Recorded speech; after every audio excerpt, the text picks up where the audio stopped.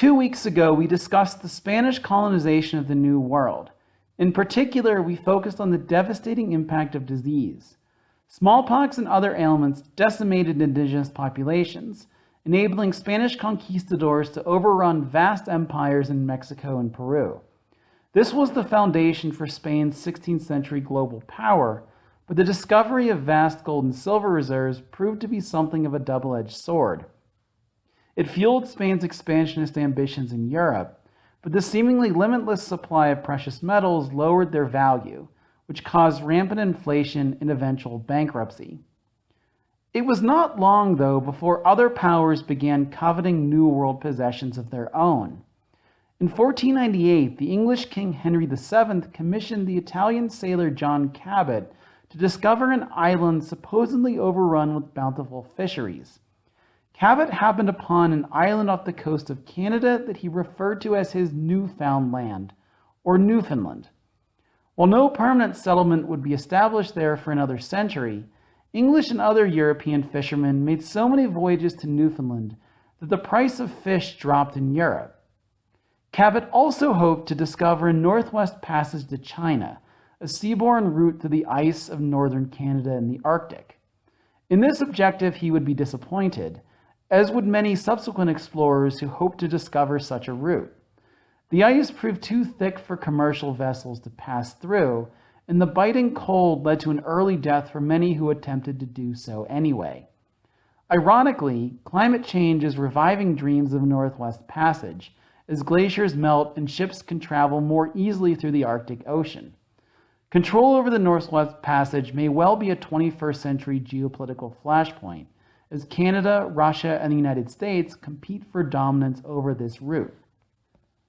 In the early modern period, the discovery of a Northwest Passage would disrupt Spanish and Portuguese control over the western route from Europe to China.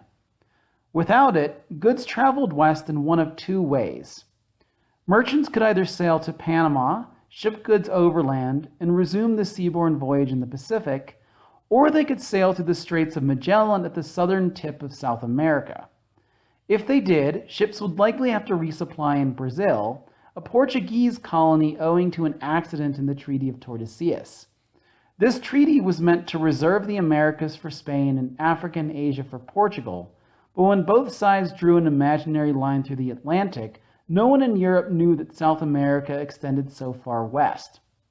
Still, no other power recognized the validity of a treaty that permanently shut them out of the Americas. Even the Ottomans sought to acquire New World colonies. Sultan Selim the Grim, whose campaign against Persia we read about last week, made plans for a naval expedition to the Caribbean. In 1520, he commissioned the mapmaker Ali Bey to draw up a map of Spain's New World possessions. Upon receiving it, he crossed out Spanish place names and replaced them with Turkish ones. It's hard to know what might have become of this expedition had it actually launched, but Selim died not long after receiving his map. The new Sultan, Suleiman the Magnificent, abandoned his father's mission and preferred instead to focus on conquering Eastern Europe. Suleiman's decision should hardly be surprising.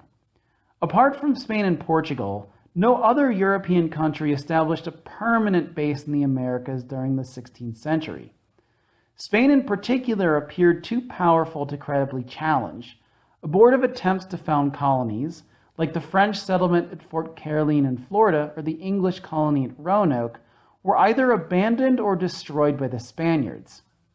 After 1580, King Philip II of Spain also became King of Portugal, which united both realms for nearly 60 years and created a seemingly invincible global power.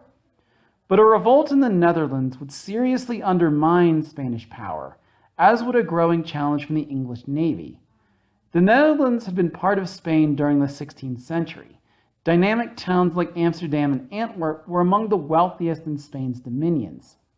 Those same towns also proved receptive to the new ideas associated with the Protestant Reformation. And when Spain attempted to crush Protestant dissent, the Dutch rose up in a full-scale revolt. It would be 80 years before Spain actually recognized Dutch independence, but the Dutch rebels rapidly pushed Spanish armies out of the Netherlands and challenged Spanish hegemony at sea. By the early 17th century, the Dutch had seized control of many of the most lucrative trade routes in the Indian Ocean. The Dutch East India Company established factories or trading posts across modern India and Indonesia. In 1652, the Dutch cemented their control by establishing a colony on the southern tip of Africa at modern Cape Town, something the Spanish and Portuguese, confident of their long-term hegemony, had never bothered to do. This marked the beginning of white settlement in South Africa, though the Dutch also established other factories elsewhere on the continent. There they engaged in the transatlantic slave trade, offering local rulers guns and silver in exchange for slaves. We'll discuss this terrible traffic in human beings at greater length in class, but for now we should note that the slave trade rapidly proved to be a vicious cycle. More guns meant more slaves, since local rulers raided other kingdoms for captives, which in turn meant more guns to be used in future raids. The Portuguese were the first Europeans to engage in large-scale slave trading in Africa. They took advantage of existing slave trading networks and added an Atlantic dimension. In Africa, slavery was quite common. You could, for instance, be sold into slavery for the non-payment of debt, or be captured for being on the losing side of a war, but the transatlantic slave trade was of a different caliber entirely. It made slavery hereditary, people could be born into bondage, and it also added a racial component. While indigenous peoples in the Americas were occasionally enslaved, slavery was something that was overwhelmingly experienced by people of African birth or descent. As we'll see in class, racist ideas would be invented to justify this state of affairs. The Dutch would supplant the Portuguese as the main slave trading nation, and they in turn would be supplanted by the French and eventually the British. About 12 million African men, women, and children were forcibly taken to the New World between 1500 and 1850. Of these 12 million, only about 500,000 were taken to what became the United States. The largest numbers by far were taken to the Caribbean and Latin America. This was mainly due to the difference in climate.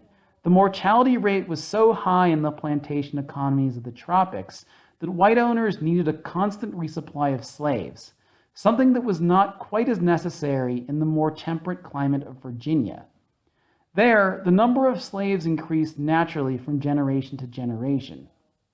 It was a Dutch ship that brought the first African slaves to Virginia in 1619, and while slavery would be legal in all 13 of Britain's American colonies, large-scale plantation slavery would generally be confined to the South.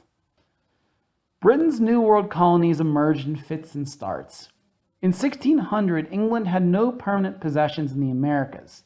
An attempted colony at Roanoke in modern North Carolina had been abandoned. But in 1607, English settlers established the town of Jamestown in Virginia, which they named after England's King James I. Their colony was funded by the Virginia Company in London, a joint stock corporation whose investors believed that bountiful supplies of gold and silver could be found along the East Coast. Many settlers also believed this and would spend much more of their time searching for gold than planting crops, a decision many would later regret when winter set in. Like the Plymouth colony in Massachusetts, founded by Pilgrims in 1620, most of Jamestown's settlers had no experience in farming. Their most common occupation was listed as gentlemen of leisure, meaning that they were wealthy enough in England not to have to work with their hands, and few planned to start doing so when they got to the New World. Unsurprisingly, the Jamestown colony would face terrible winters and several years of starvation. At one point, the colonists decided to abandon the colony, only to be shamed into coming back when they ran into a resupply ship in the James River. Order was restored by John Smith, the John Smith of Pocahontas fame, and John Rolfe, the actual husband of Pocahontas, who discovered that tobacco could grow in the Virginia soil and reap a handsome profit in England. But planting tobacco requires long hours in the field and a large number of laborers. Plantation owners turned first to indentured servants, men who in exchange for passage across the Atlantic and 100 acres at the end of their service would agree to work for free for a period of 5 to 7 years.